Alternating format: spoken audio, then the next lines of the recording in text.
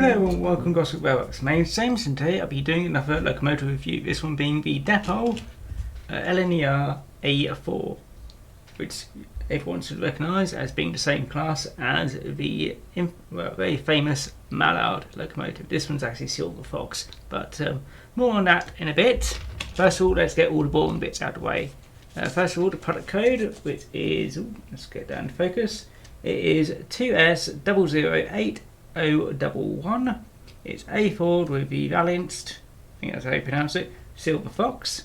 The running number is 2512 Silver Grey LNER. And inside the box you get the usual Dapol warranty bit of paper, which we won't read because we don't read them anymore. Well, I don't read them at all.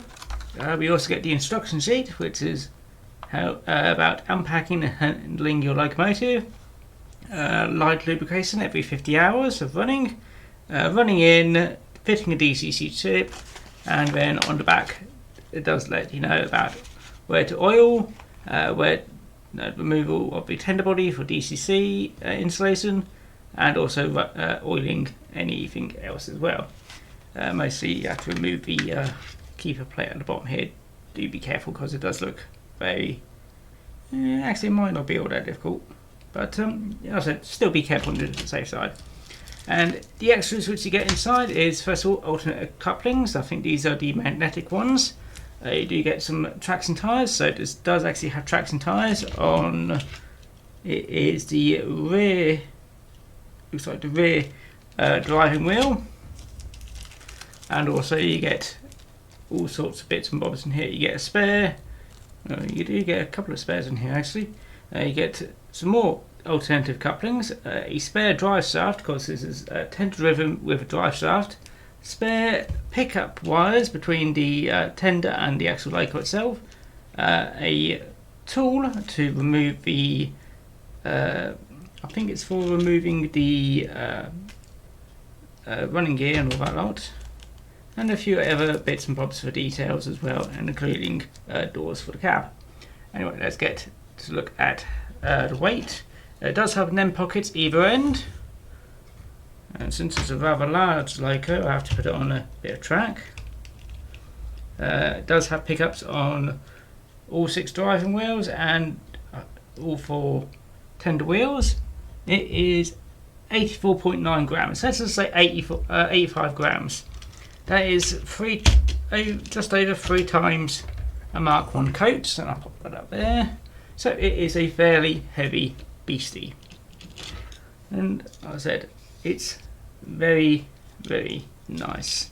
I was tempted to get another Mallard because I used to have the old Farris Mallard, but I decided to get Silver Fox because it's a nice, well, it's a nice colour really. It's a very distinctive silver finish. This is for the, I think it was for what, a silver.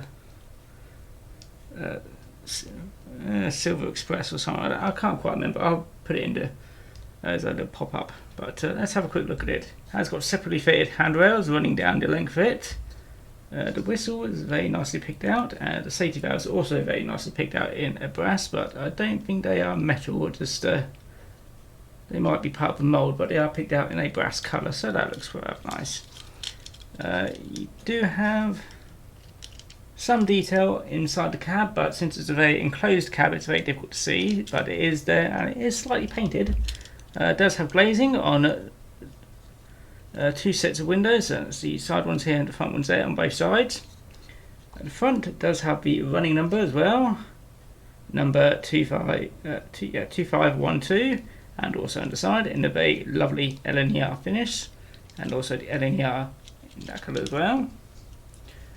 The back has the, since this has a caudal connection, because this is for long range running, so there's actually, in this case it was actually a caudal connection between the tender and also the cab, so they could swap out crews. The moulded detail is rather nice because there is lots of riveting along the valiants here. Under frame detail, it's mostly functional, but that's to be expected because of the scale. You can see the brass pickups, but it's probably actually a good thing to see that the brass pickups are there, and you can actually know that it's powered all the way through. So yes, that should be rather nice. So there is brake rigging and all that lot, but it's mostly all the detail which you can see from the side. Now, one thing which I'm not all that keen on, as always, is the bogie bit here. It's probably not the worst. It's not the worst one I've seen. The worst one is the hanging thing, which Graham Ferris put on their stuff as well. But yeah, it's rather nice. It actually has also got a footplate extension between cab and tender. It doesn't move, so that's at a fixed point. So yeah, it's not all that bad. And like I said, and the tender does actually have the window for the corridor alongside the tender. Yeah, that's details quite nice. And obviously, as a silver fox is very nicely printed as well, and the silver lining going over the grey finish. Yeah, I'm quite pleased with that. So I'm going to put it onto my turntable and tell you a bit more about the prototype itself, and then we can get it onto the layout and see how well it runs. So yeah, I'm going to stop waffling on and get onto what I'm going to be doing. So yeah, I'll see you in a bit. The LNER Class A4 is a class of streamlined 462 steam locomotive designed by Nigel Bresley for the London North Eastern Railway in 1935.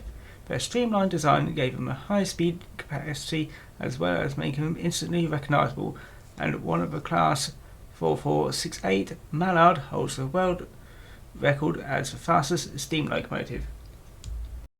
35 of the class were built to haul express passenger trains on the East Coast Main Line route from London King's Cross via York to Newcastle, and later via Newcastle to Edinburgh in Scotland. No other British steam locomotives have a longer or more consistent record of high speed running than the A4s. Instances of 100-mile-an-hour running by them must exceed those of all other types combined, though 90-mile-an-hour running was a relatively rare event with steam traction, much less 100 miles an hour. It should be also remembered that the A4s operated on the East Coast Main Line, which has more opportunities for high-speed running than any other in the UK. One locomotive was withdrawn and scrapped after being damaged beyond repair in a German bombing raid on York in 29th of April 1942 during World War II. It was running a local train to run it in, and was stabled in York North Said, now the National Railway Museum, where it suffered a direct hit. However, its tender survived and was later coupled to a Thompson A2/1. The next 5 withdrawals in December 1962, and the rest of the class were drawn between 1963 and 1966. 6 of the locomotives have been preserved. 3 of them were assigned to sheds in Scotland after closure of King's Cross shed to steam in 1964. Right, here we are with the A4 now on my bottom port layout, and I have got my test rake all set up. But yeah, let's have a quick look at slow speed running. I did change this back to DC because I figured it'd be a bit more fair test, and I've still got some of them iffy decoders, so there you go, finally got it running. That seems to be fairly good slow speed, but it does seem to need a lot of power to get it shifting.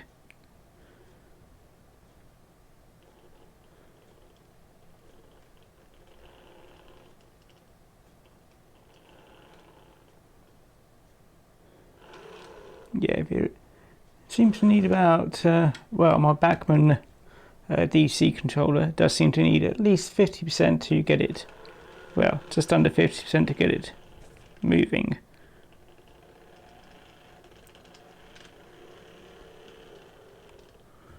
Yeah.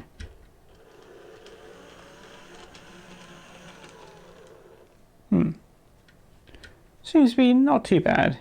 Not the best, but not too bad. Right, another thing which I'd like to point out is that this isn't ideally running on first radius, well, anything less than second radius curves. which includes my inside track.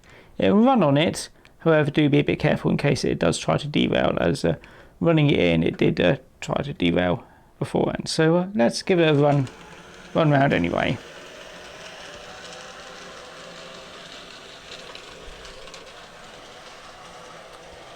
It is a bit of a noisy runner in my opinion, but I am slightly spoiled by the Faris, very quiet running. Reason why I like loco driven engines.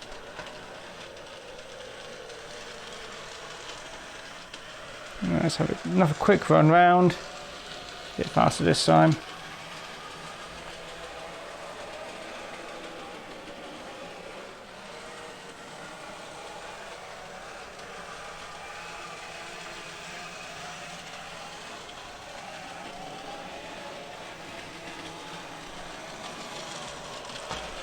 Right, howdy.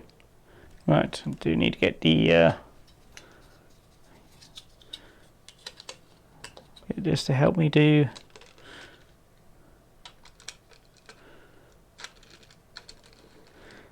reason why I don't like running Pacifics that much is a bit very awkward to get them on sometimes. Right, let's have a quick test.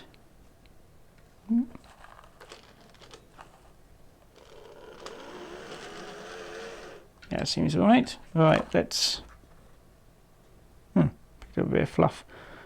Right. Get this on the straight.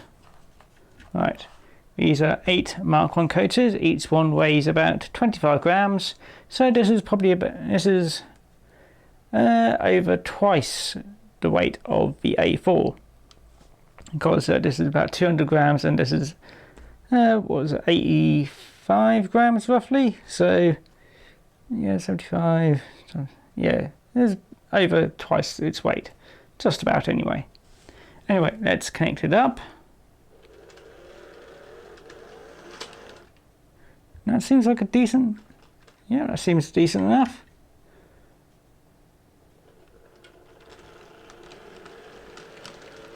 And given that it has traction tyres and is very heavy,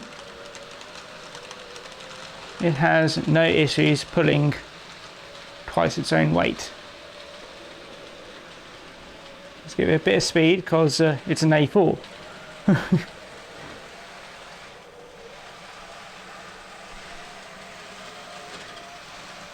Yeah, it's an A4, you're meant to run at speed.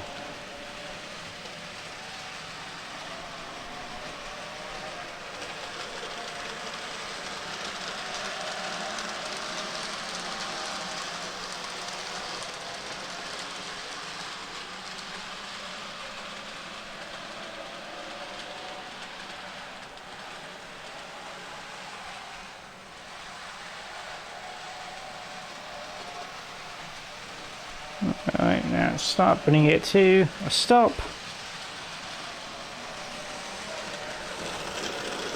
Does prefer the outside line much better. Right, I'll leave that as is. Right, that seems fairly happy. Definitely likes the outside line much better than the inside line. Right, now on to the most important question. How much does one of these cost? Well, for the size of loco, it's actually not all that bad. It's from non-DCC fitted. It is £135. Well, 135 and some pennies. So, but £135 for a LNER A4 locomotive, which is, I said, for a 462 tender locomotive, it's a fairly good price in my opinion. As let's see, as the previous loco which I reviewed, which was the LMS Fairburn, which is a 264 tank engine from Paris. That was about £15 cheaper, and it's a tank engine. So yes, so this one is cheaper, but do take into account of it's does have some issues. Like I said, still don't like the trailing wheel here, but it's better than some other things I've seen. And I don't like tender drives from Dapol because they seem to be quite finicky in my opinion. But if you like A4s and you do like a lot of various different colours, because they do have them in different colours, there's a LNER green, LNER silver, as you can see here, BR green, BR blue, LNER blue, I think there's maybe black, I'm not sure. You can get them in lots of colours and they all look absolutely beautiful.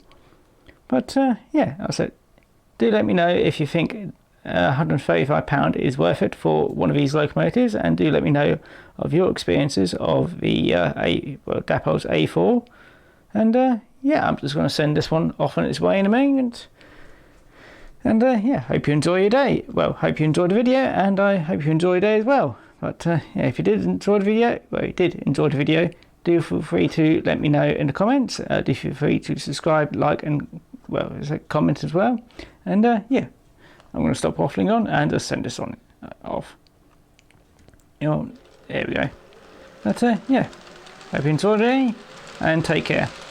Bye bye now.